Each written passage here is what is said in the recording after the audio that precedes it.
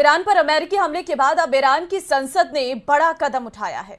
अमेरिकी कार्रवाई के जवाब में ईरानी संसद ने होर्मुज स्ट्रेट को बंद करने का प्रस्ताव पास कर दिया है। यह इलाका दुनिया के सबसे अहम तेल व्यापार मार्गों में से एक है। इससे खाड़ी देशों समेत पूरी दुनिया को झटका लग सकता है। अमेरिका के मिडनाइट हैमर ऑपरेशन के तहत 125 विमानों से ईरान के परमाणु ठिकानों को टारगेट किया गया था।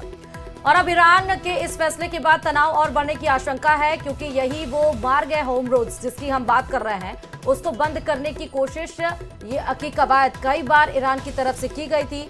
और इसको लेकर अगर भारत की बात करें तो वहां पर भी दिल्ली में हाई लेवल मीटिंग बुलाई गई थी, क्योंकि इससे कच्चे अगर ये रास्ता बंद हो जाता है तो कच्चे तेलों की कीमत आसमान छूने लगेंगी।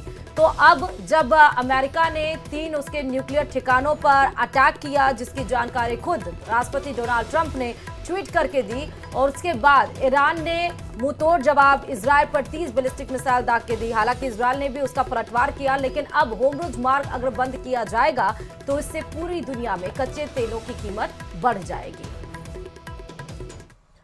तो वहीं इजराइल ईरान जंग पर पेट्रोलियम मंत्री का बयान भी सामने आया। हरदीप सिंह पुरी का यह बयान बेहद अहम है। पश्चिम एशिया में बदलते हालात पर हमारी नजर है। तेल की जरूरतें पूरी करने के कई रास्ते हैं, ऐसा हरदीप पुरी कह रहे हैं। हम तेल आपूर्ति में विविधता लाएंगे। सुनिए जरा क्या कुछ कहा है। Consequences of the closure of the Straits of Hormuz will be factored in. But as I've been saying for a long time, there is enough oil available in the global markets. More and more oil is coming on the global markets, particularly from the Western Hemisphere.